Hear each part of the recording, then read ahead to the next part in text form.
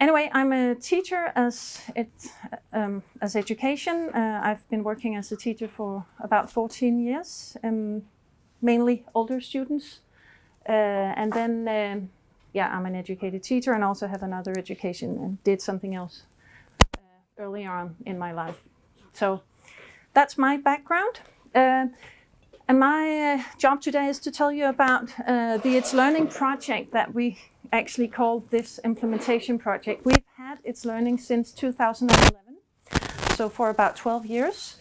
But the way we've been working with it has been very different in the early days, and very much up to the teacher whether they wanted to use the LMS, Learning Management System, or not.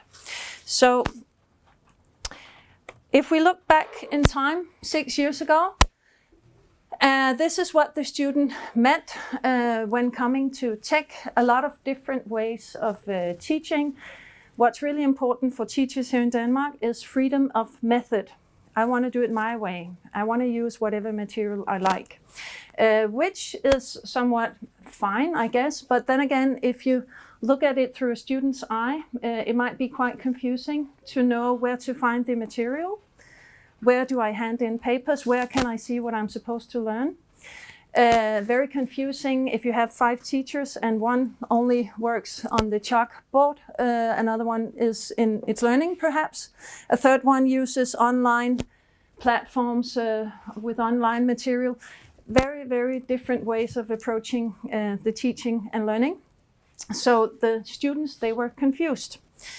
So we had kind of a system chaos, you could say. But we did have itslearning, and some people were also using it back then. But then we started the project itslearning. It started off January 2020 because what we realized was that when people used itslearning, they only used the folder system, like, here's a folder with some documents. And that didn't really give an overview to the students.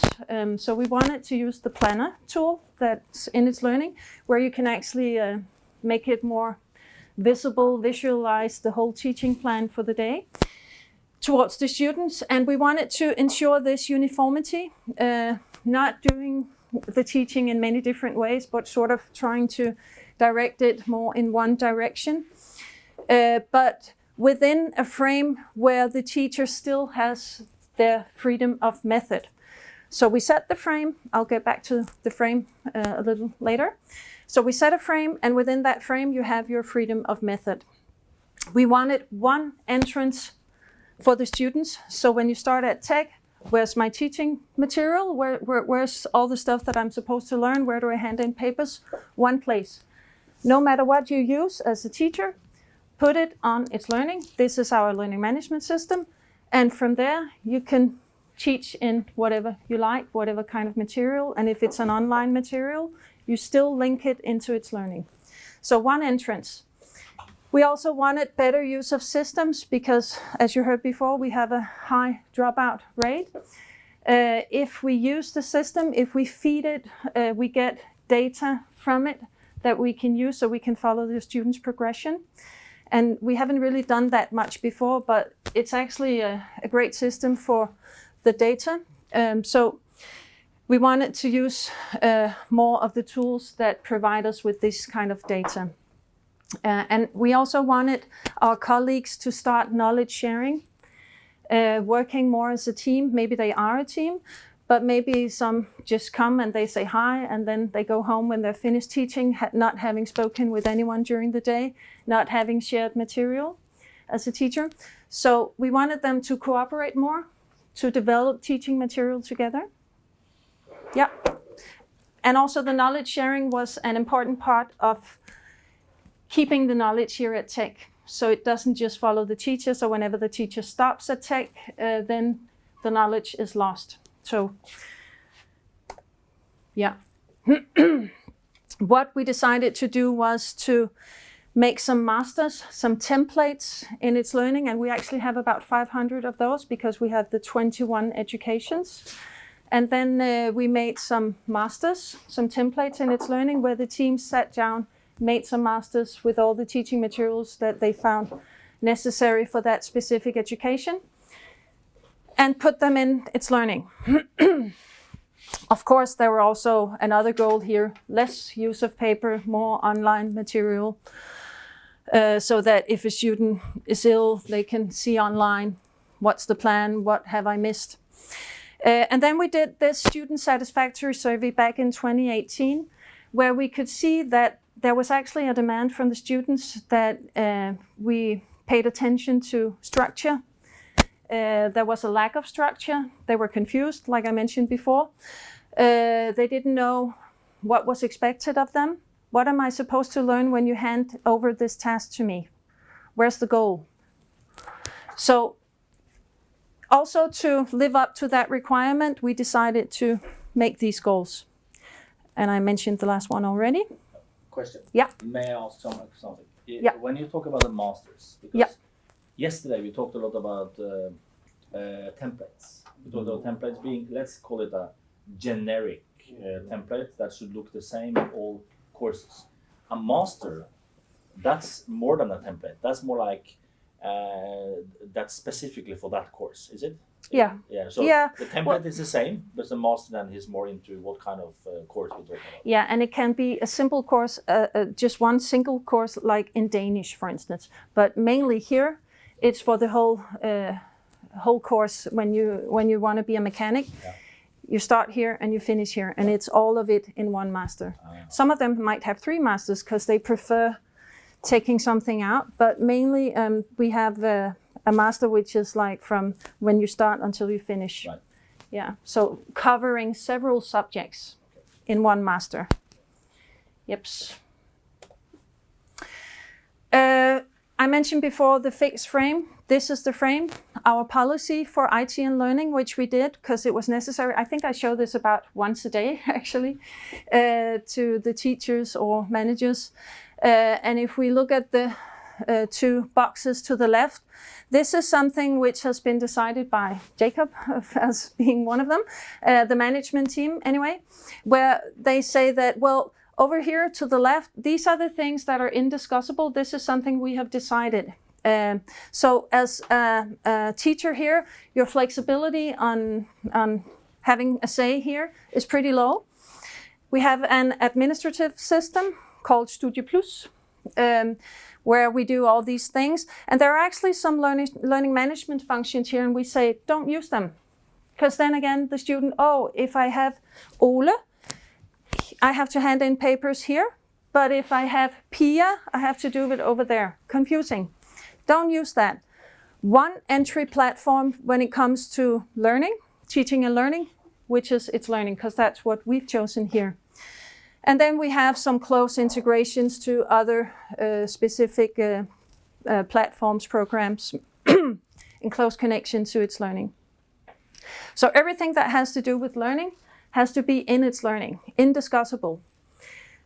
On the other hand, to your right, what is something that a teacher has a say in is all the other tools that might not be provided in itslearning, something they prefer to use, like if they found a great app or whatever, then they would have to talk to their manager to ask, can we afford buying it?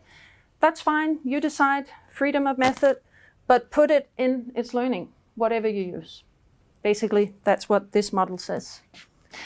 What we also did when we started off, the kickoff, was to do this. This is all in Danish, so I'll just briefly explain. This is a description of the different roles when it comes to the manager and the teacher and the pedagogical consultants concerning the implementation of itslearning. What am I supposed to do? What's my responsibility? And here we have something called, or someone called a super user. We actually put a hat on some of the teachers here who know itslearning a little better probably than the other ones in their team. We always have some of those who really think it's fun working with the system.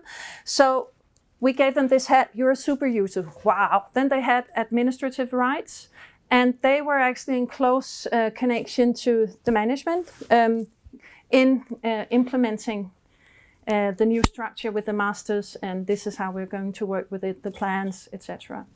So we have 65 super users today. So is like in every subject, maybe you have a supervisor? In every team. Actually, for each education, we've set at least 2 super users. In some teams, they have a bit more. So they are kind of they combine the teachers and the manager, and then when they can't answer questions within the system, they call us. It's also less work for us that we have them to help us, because they are super users. So they have taken courses in being super users. Yeah, so they know the system rather well.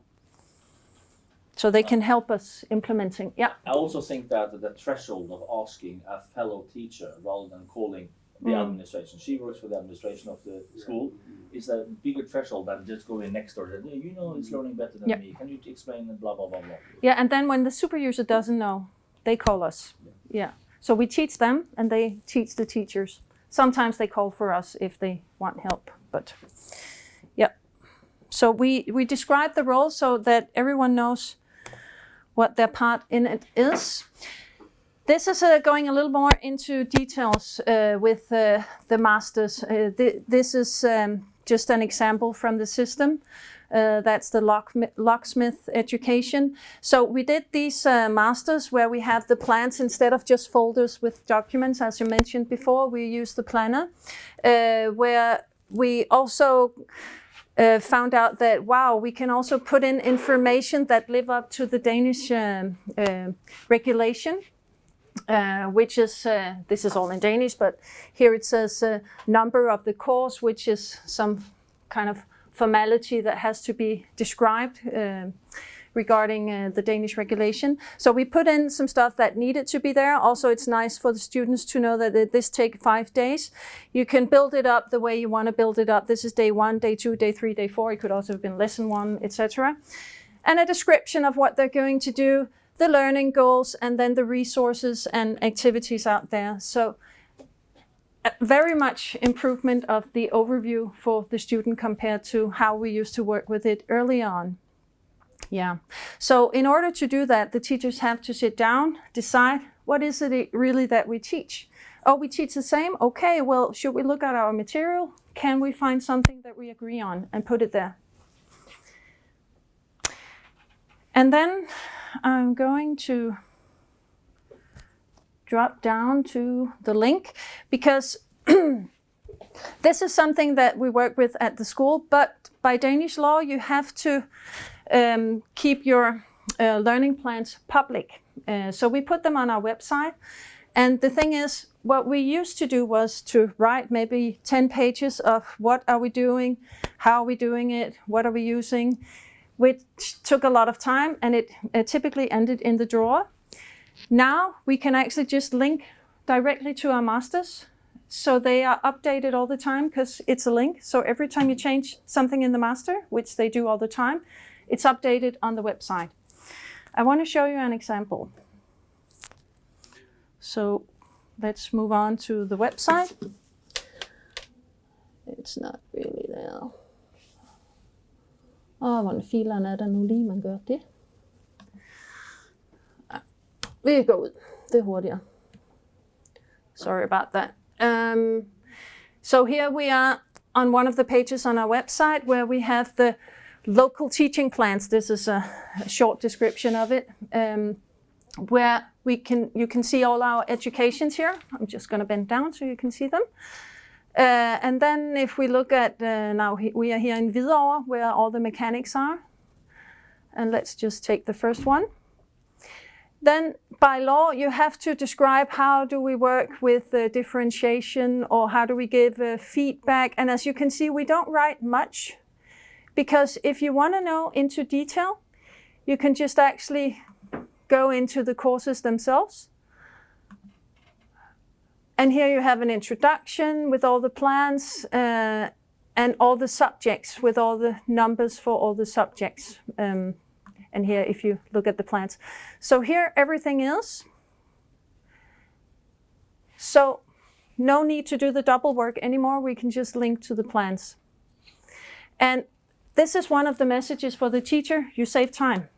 If you do the master, you don't have to write 10 pages anymore about what you're doing. Why write it twice? Yeah. Where was I? Sorry about that. All right. Well, I think that was about it for that page. Do you have any questions for that? I think this comment only. I think this is very good. And once again, a good example of how the teacher can save time. And you're showing very clearly the link between what the government requires you to do and how in the practical implementation. Yeah. So that was a good example. So future students, if they consider joining us, they can go to our website and actually in detail see what they're supposed to do. Parents, companies, job centers, Yep, so it's good commercial for our school as well.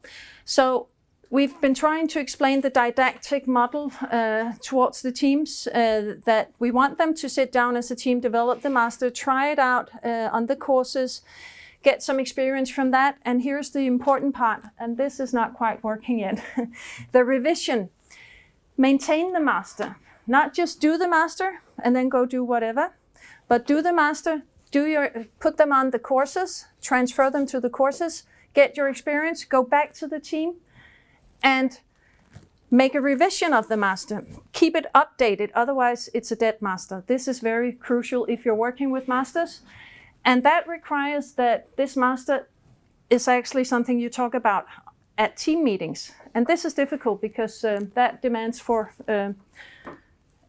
some team coordinator or manager to set off time to do this and then update the master. But this is actually crucial, otherwise it's not going to work. Yeah, and if you have a team that doesn't have this culture of teamwork, obviously that has been a challenge. So we're still working with that, but in other teams this is actually going on. Yep, another piece of advice if you want to work with masters, what we've also learned here is if the super users, for instance, do the master because the rest of the team is not that fond of working with IT. Typically, the super user has been doing it, gathering all the material. It's not going to be used because they lack the ownership. So that's not going to work either. And keep in mind that a master shouldn't be a new library, a new folder with all your material. The master is something the students will see, right, when you transfer them to the courses. So don't make it too long and make it best practice, like a quality standard. Otherwise, it's just going to be another mess, another type of folder. Oh, and the one size fits all. This goes for TEC. I don't know about your schools, but if you have very different educations, they probably work very differently. So you can set the frame, but then you need to give them guidance, counseling as to how to do their specific master. How do you work? Okay, tell me, how do you work? And then when you listen to them, you can tell that, well, you have to do your master like this. So they need counseling. It's not a one-size-fits-all. And this is the implementation process where we started out with information to the managers, the super users, the teachers. What is it we want to do? Why do we want to do it? And how are we going to do it? All the time counseling and support during the process. And competence development, crucial. I mean, if they don't know how to work with the system, it's going to be probably difficult. Not because its learning is difficult, not at all, but it's just, especially for the super users that have more to say in the system because they are administrators, you need to have competence development. And then here we decided to run it as a project with project management and a steering group where Jacob is represented. So we always follow up. How far are you? Have you done all your masters? Do you have everything in it? Blah, blah, blah, with deadlines. So, but it's not just going that way. It's an ongoing process all the time of counseling and support, making that once or twice or 3 times perhaps until they know how to do it. So it's kind of going around in circles, depending on what the specific education needs.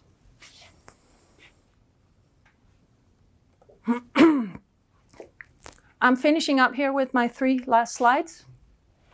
The results, looking at Yannick, who's next, the results and data. So I think what you should look at here is probably out here. This is these numbers are all from itslearning, from the system itself, where you can see that we have increased the use of itslearning, which was also something that we wanted to do. And today, 98% of our teachers and students are using it pretty much on a daily basis or regularly. Depending on how much you are working with your hands down in the engines, or if you're a more theoretical education, obviously. Yep, we're not quite there yet. We're still working on it. It's been going on for 2.5 years, almost 3 years. So, well, 3 years. So we're still working on getting there. And as you can see, only 5% have the assessments in their masters. This is the toughest part, agreeing as a teachers team on how do we assess this subject.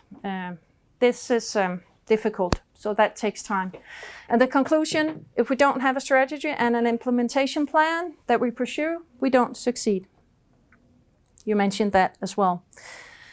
But we see some signs of success. We also hear a little bit in there in the corners. The students have definitely told us that they appreciate that they now know where to find the material. They know where to hand in papers. They know what's expected of them because they can now see the goals. Some that used more digitalized teaching is also something that's really motivating for them. And the teachers, I actually had an introduction course in itslearning last week, and there were some new teachers who mentioned, wow, I'm so grateful there are these masters because I'm coming straight from the business and I don't know what they're supposed to learn. I mean, I can read it somewhere, but what do I pick out? Where do I start? And as a new teacher, I'm not even an educated teacher, this is difficult. So thank you, you have a master. So the teachers appreciate it as well. Yeah, I'm going to send you this afterwards so you can look through it yourself. Questions? So far? We're almost there. And then to wrap it up, I've written down some things that I tend to think for myself. Resources are key. What we see is the departments who are not really there yet. It might be because they are down with staff. Maybe they are 5 teachers down or whatever, and then they don't have the time to look at working with masters, doing administrative things in their minds. Yep.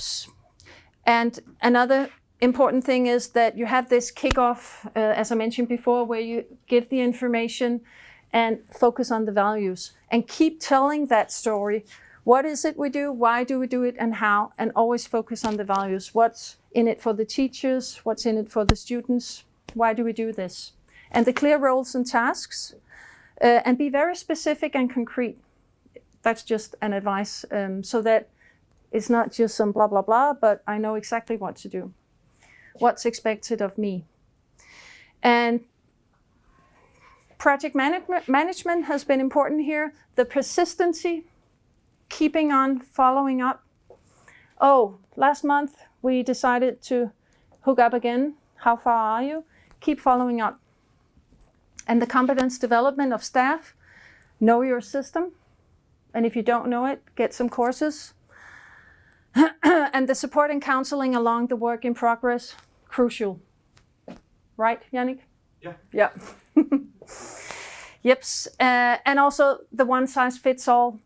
If, like I mentioned, you're in education with a lot of differences, you can set a frame, but then keep in mind that they are different and take that into the process. And be patient, because this is actually a huge culture project, a change of culture, and that takes time.